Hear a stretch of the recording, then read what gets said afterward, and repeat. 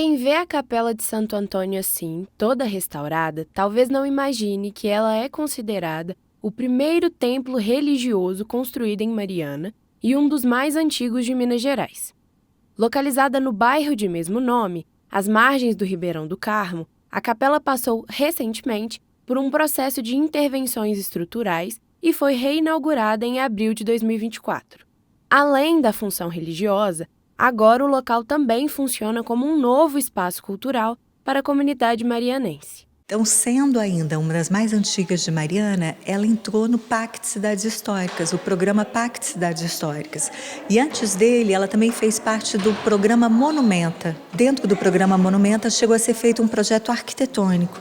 E dentro do Pacto Cidades Históricas, esse projeto foi revisado e também a Prefeitura fez o projeto de requalificação do largo. Então, o IPHAN, através do Pacto Cidades Históricas, pagou o projeto de restauração da capela. E a Prefeitura pagou o projeto de requalificação do Largo de Santo Antônio. Praticamente todas as peças em madeira foram substituídas, assim como o telhado, o assoalho também. A capela recebeu instalações modernas de iluminação, de proteção contra descargas atmosféricas, proteção e combate a incêndio, vigilância, lógica. Então ela foi dotada de toda uma infraestrutura. E também a questão estrutural propriamente dita, né?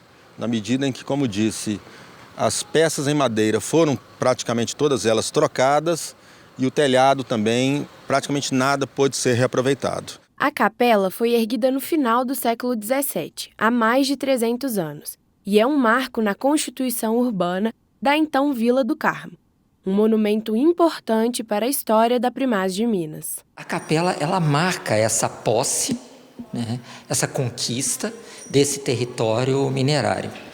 E daí ela tem uma importância, uma relevância, melhor dizendo, porque ela é um signo de todo esse processo de ocupação, que a gente não precisa supor que é um processo dos mais calmos, né? Dos mais harmônicos, ao contrário, está marcado por violência da escravização ou da exploração do trabalho, mas de qualquer maneira é uma manifestação da religiosidade desses homens, né? E mulheres livres e escravizados e libertos, que tinham com uma devoção, e a primeira devoção à Nossa Senhora do Carmo, como uma maneira de congregação comunitária num lugar que era um verdadeiro sertão nesse período. Ela é muito importante porque ela também mostra que, historicamente, não são só os monumentos que têm uma grandiosidade que são importantes, mas todos aqueles que contam um pouco da história da cidade. Então, nessa simplicidade, ela guarda uma importância muito grande da história que foi contada aqui. E isso não é só para Mariana, isso é para todo o nosso país. É mundial, na verdade, ainda que a gente tenha que selecionar dentro de cada lugar aquilo que é mais importante, ela está contando um pouco da história do Brasil. E o Brasil está inserido no mundo. Antes do Santo Antônio, o templo religioso já teve outros santos de devoção, como as Nossas Senhoras do Carmo e do Rosário. De acordo com o professor Francisco, essas mudanças são um reflexo da diversidade da população marianense. Santo Antônio talvez expresse como invocação, como devoção, expressa mais ainda uma diversidade de uma população miscigenada, misturada do ponto de vista cultural, do ponto de vista étnico, que é bastante relevante para a gente pensar esse processo, né, de uma capela que inicialmente do Carmo passa para Santo Antônio no século XIX. É importante a gente recuperar a ideia de uma diversidade dessa identidade, não uma identidade, mas uma certa pluralidade identitária, não é? Marcada por essas procedências distintas. Todas essas procedências distintas e essa mistura cultural, eu acho que ajuda a gente a pensar uma cidade que é multifacetada.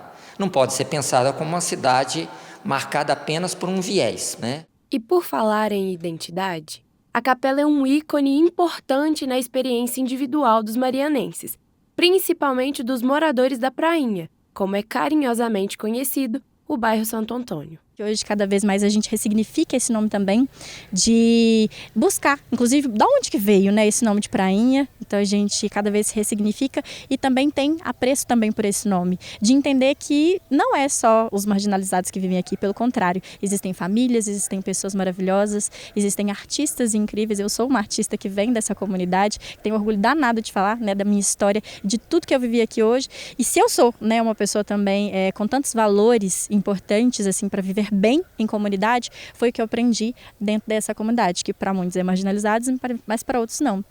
E nesse processo, essa capela acho que faz muito parte disso também, porque eu aprendi esses valores, né, aos pés aqui de Santo Antônio, através do rio, das nossas brincadeiras, com as pessoas dessa comunidade. E o restauro da Capela de Santo Antônio, que teve início em abril de 2022 e durou quase 2 anos, também se destaca por preservar essa história e valorizar as pessoas que são da comunidade. A prainha já é um lugar onde muitas vezes as pessoas se sentem à margem de tanto acesso à cultura, a recursos, a uma qualidade de trabalho diferenciada.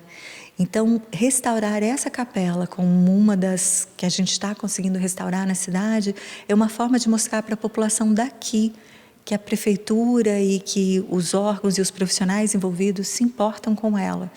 Não é só uma questão religiosa ou histórica, mas também de afetividade. A gente começa a ter um pouquinho mais de visitações, as pessoas querendo conhecer, as pessoas querendo saber a história, as pessoas querendo saber também não só sobre a capela, mas também quem mora, quem usufrui desse espaço, né? E pra gente, enquanto morador hoje, poder passar e ver esse parquinho, ver esse largozinho, né? Toda essa estrutura que foi montada ao redor, que permite muito mais brincadeiras, porque a gente vê crianças brincando, crianças descendo o morro aqui com papelão, mas não só nesse espaço, né, mas também a acessibilidade mudou um pouco mais. Ainda é difícil, né, não é a capela e não é o espaço mais acessível para todos os públicos, mas ainda assim também teve um pouco mais de acessibilidade. A gente tem outros espaços também para a gente poder usar. A obra de restauração da Capela de Santo Antônio e a requalificação do Largo da Prainha recebeu um investimento de mais de 2 milhões de reais. Desse montante, teve recurso do IPHAN, por meio do PEC, do Ministério da Justiça, via Fundo de Direitos Difusos, e também da Prefeitura. Após um restauro importante como esse, agora o grande objetivo é manter esse patrimônio preservado. A comunidade abraçou esse bem revitalizado, pretende cuidar dele, e quem ganha com isso é não só a comunidade, mas todo o município de Mariana. E apesar de não ser ornamentada com a quantidade de ouro que é vista em outras igrejas históricas de Mariana, a Capela de Santo Antônio preserva outros tipos de riqueza. Eu acho que a gente guarda um dos maiores tesouros nesse pequeno cantinho aqui, que é os nossos melhores valores, a nossa convivência, o aprender a viver bem e valorizar realmente, não o ouro que a gente não leva quando a gente vai embora dessa terra, mas o ouro que a gente pode guardar no coração.